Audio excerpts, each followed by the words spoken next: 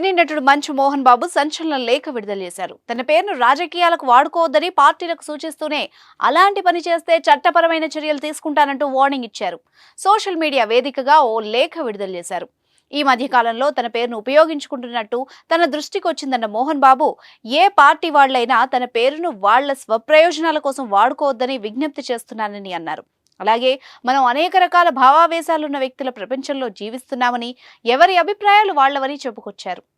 మీ business విస్తరించాలనుకుంటున్నారా? మార్చి 16-17 హైటెక్స్ లో franchise India biggest ఫ్రో expo. ప్రతి ఒక్కరికి వ్యక్తిగత అభిప్రాయాలు ఉంటాయన్న మోహన్ బాబు, అది వారి వారి వ్యక్తిగతమని లేఖలో పేర్కొన్నారు. చేతనైతే నలుగురికి సాయపడ్డంలో దృష్టి పెట్టాలి గాని, సంబంధం లేని వాళ్లను రాజకీయ పార్టీల్లోకి, వారి వారి అనుబంధ సంస్థల్లోకి తీసుకురావడం బాధాకరమన్నారు.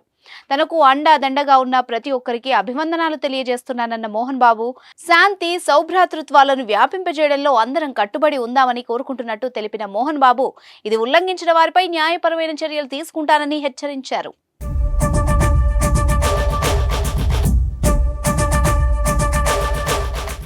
హెరిటేజ్ సంస్థ చంద్రబాబుది కాదని మోహన్ బాబుది అంటూ సంచలన వ్యాఖ్యలు చేశారు పోసాని కృష్ణమురళి. ఈ విషయం తనకు తప్ప మిగతా వాళ్లకు పెద్దగా తెలియదని చెప్పుకొచ్చారు.